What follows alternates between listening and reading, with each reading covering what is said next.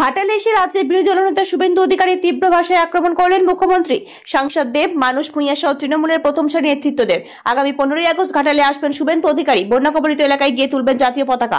বিরোধী দলনেতা বলেন 14, 15, 16ই আগস্ট 3 দিন ধরে ঘাটালে বিজেপি রিলিফ করবে, বিজেপি সাধ্যমতো করবে। 15ই আগস্ট একটা ডিঙি নৌকা ঠিক করে রাখবেন, আমি নৌকায় উঠবো, কোনো জল প্লাবিত এলাকায় গিয়ে জাতীয় পতাকা তুলবো, আপনাদেরকে খাওয়াবো, আমিও আপনাদের সাথে খাবো। আপনারা শুধু আমাকে কথা দিন, 26-এ নির্বাচন মমতার বিসর্জন হবে তো।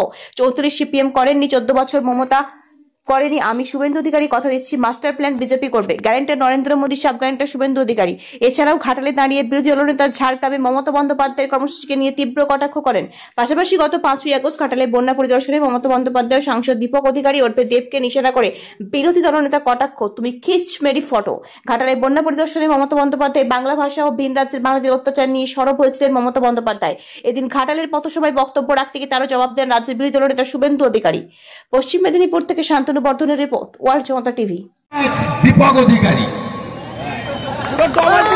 ভারতবর্ষের পার্লামেন্টে সবচেয়ে কম উপস্থিতিকার ঘাটালের 3 বারের এমপি দীপক অধিকারী দেব।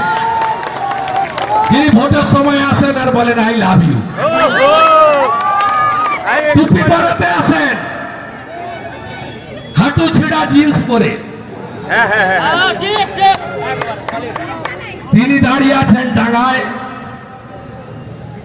আরেকজন চাকর মানুষ ভূঁইয়া মেদিনীপুরের লজ্জা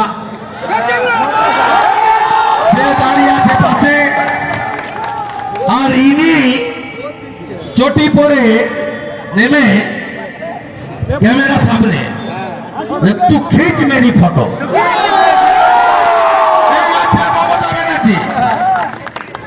তারপরে ওই খিচ মেরি ফটো হতে হতে কি বললেন, এক পরিযায়ী শ্রমিক যারা ফিরে আসবে তাদের যাতে দ্রুত লক্ষ্মীর ভান্ডার, স্বাস্থ্য সাথীর কার্ড করে দেওয়া হয় তার ব্যবস্থা করব। লক্ষ্মীর ভান্ডার কত? 1000 টাকা। ধানের চালের কুইন্টাল কত? 3500 টাকা মোটা চাল।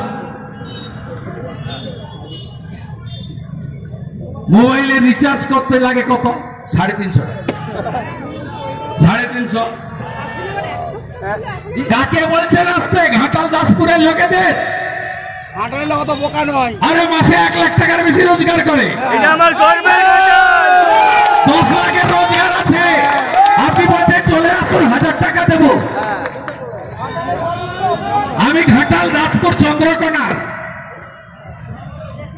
যারা আমাদের প্রবাসী বাঙালি আছেন তাদেরকে বলবো, এই মহিলাকে চাঁদা তুলে অবিলম্বে মাথার চিকিৎসা করান। এসডিআরএফ থেকে দিয়েছে 415 কোটি। 2020 আমফানে প্রাথমিক 1000 কোটি টাকা এবং ফাইনাল হিসাব করে 3750 কোটি টাকা নরেন্দ্র মোদী দিয়েছেন। 24 সালে নরেন্দ্র মোদীজি বন্যা ত্রাণে দিয়েছেন 468 কোটি টাকা। কোথায় গেছে টাকা?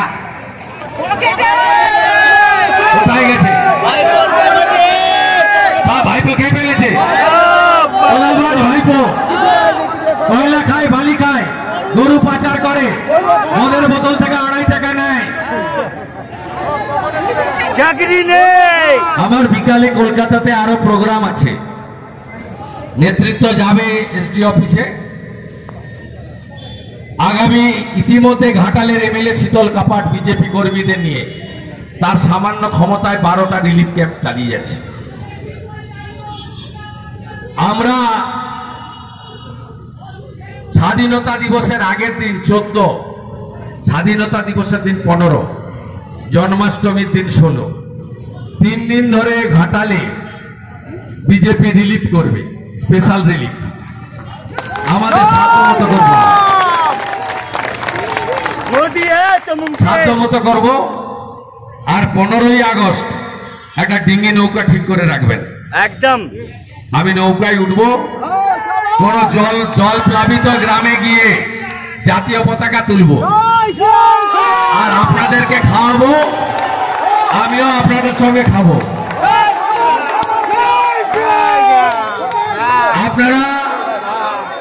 আপনারা শুধু আমাকে কথা দিন, 26-এর নির্বাচন মমতার বিসর্জন হবে তো?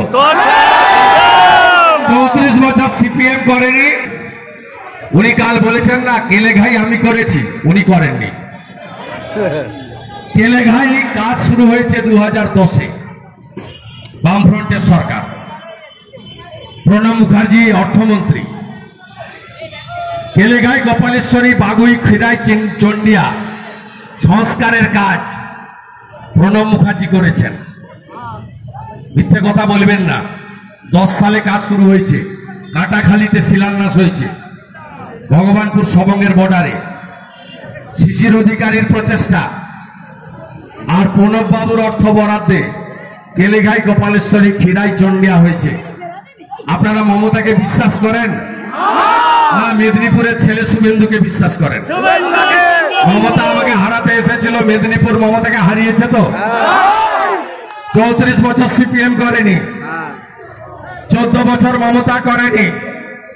26-এ বিজেপিকে আনুন, কেলেঘাই, গোপালেশ্বরীর মতো ঘাটাল মাস্টার প্ল্যান বিজেপি করবে। আর ছোট গ্যারেন্টারের নাম শুভেন্দু অধিকারী। আমরা সবাই বীর সিংহের সিংহ শিশু, বিদ্যাসাগরের দেশের লোক, অর্থাৎ আমরা সবাই মেদিনীপুরের লোক। আমি আপনাদের সকলকে ধন্যবাদ জানিয়ে এই অহংকারী, দাম্ভিক, দুর্নীতির শিরোমণি গোটা বাংলাটাকে শেষ করে দিয়েছে। চাকরি নেই, শিল্প নেই, কৃষক, আলু চাষি খতম, ধান চাষি খতম, চপ শিল্প, চপ 8,200 স্কুল বন্ধ, 6,888 শিল্প বন্ধ। ইনি কালকে ঝাড়গ্রামে যা করেছেন প্রাতঃস্মরণীয়। ঈশ্বরচন্দ্র বন্দ্যোপাধ্যায়, বিদ্যাসাগরের অপমান ছাড়া অন্য কিছু না। আপনারা দেখেছেন ভিডিও, উনার গলায় একটা হলুদ রঙের উত্তরীয় ছিল। এই উত্তরীয় ছিল গলায়। উনি এত দাম্ভিক, উনার অভাব আছে। চুরির মালগুলো সব ভাইপোর কাছে পৌঁছে গেছে। একদম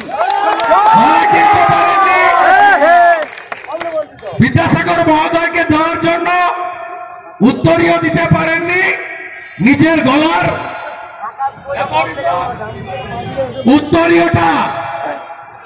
উত্তরীয় বিদ্যাসাগর মহোদয়কে পরিয়ে দিয়েছে, তাও পুলিশের হাত দিয়ে। শৈলেশ উপাধ্যায়, আইসি ঝাড়গ্রামের হাত দিয়ে। আপনি ক্ষমা চান মমতা ব্যানার্জি?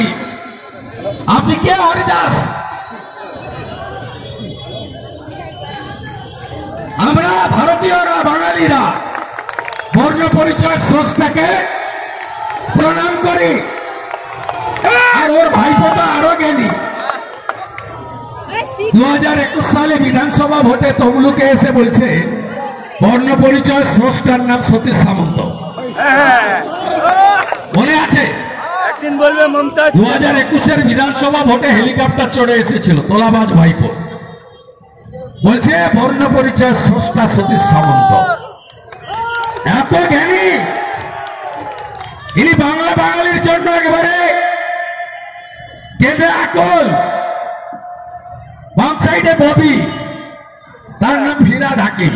একদম সে বলছে 50% লোক উর্দুতে কথা না বললে আমার ঘুম আসছে না। কোন বাংলা বাঙালির গল্প নাই। রোহিঙ্গা আর বাংলাদেশের মুসলমানদের বাঁচাতে হবে। এরা ভোটার তালিকা থেকে বাদ গেলে চিটপটাং,